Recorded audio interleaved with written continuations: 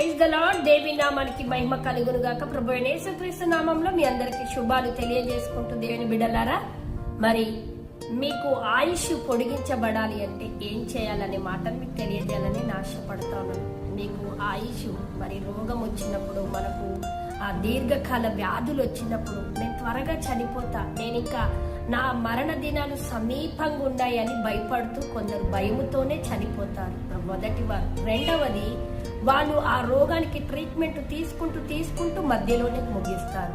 ఒకవేళ అలా కాకుండా మీకు ఏ రోగం ఉన్నా, దీర్ఘకాల వ్యాధులతో ఏ రోగం ఉన్నా, బాధపడుతున్నా, సతమతమవుతున్నా, నాకు ఆయుష్ దేవుడు బలముతో, శక్తితో, మంచి ఆరోగ్యముతో నింపాలి అనుకున్న వాళ్ళకి దేవుడు మరి చక్కటి మాటను తెలియజేస్తా ఉన్నాడు. ఎజికియా మరి తను మరణకరమైన రోగము కలిగినప్పుడు మరి అంటున్నాడు, యెషయా ప్రవక్త వచ్చి నువ్వు మరణము కాబోతున్నావు అని చెప్పాడు. మరి యెషయా గ్రంథం 38వ అధ్యాయంలో రాయబడింది, ఎప్పుడైతే నేను చనిపోతున్నాను అని గోడతట్టు తిరిగి తన కన్నులు మరి గోడతట్టు తన ముఖమును తిప్పుకొని ప్రార్థన చేస్తా కన్నీళ్లు విడిచాడు. నేనెట్లు నీ ఎడల మరి ఉన్నాను, నా దినాలను జ్ఞాపకం చేసుకోని.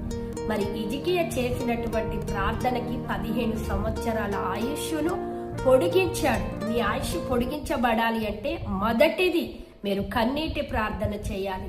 రెండవది, మరి దేవుని మందిర విషయములో ఆయన మందిర విషయములోనంట మరి తలుపులు తెరిచి దేవత మరి బయలుదేవత స్తంభాలన్నీ కూడా పగలగొట్టి మరి దేవునికి సంబంధించినటువంటి ఆ యొక్క ఆసక్తిని కలిగి ఉన్నాడు. దేవుని బిడ్డలారా, నేనంటాను, దేవునికి సంబంధించిన విషయాలలో నువ్వు ఆసక్తి కలిగి ఉండాలి. మందిరం పట్ల, ప్రార్థన పట్ల, వాక్యము చదివే విషయములో నువ్వు ఆసక్తి కలిగి ఉన్నట్లయితే దేవుడు నీ ఆయుష్ను పొడిగించబోతుండు. రెండవది, నీవు కన్నీటి ప్రార్థనతో ఎప్పటికప్పుడు నిన్ను నువ్వు మరి పరిశుద్ధపరుచుకొని నిన్ను నువ్వు విశ్వాసముతో జీవించినట్లయితే నువ్వు ఏ స్థితిలో ఉన్నా దేవుడు నీకు ఆయుష్ను పొడిగించి ఆనందముతో, సంతోషముతో నింపనై ఉన్నాడు. దేవుడి మాటను దీవించి ఆశీర్వదించునుగాక.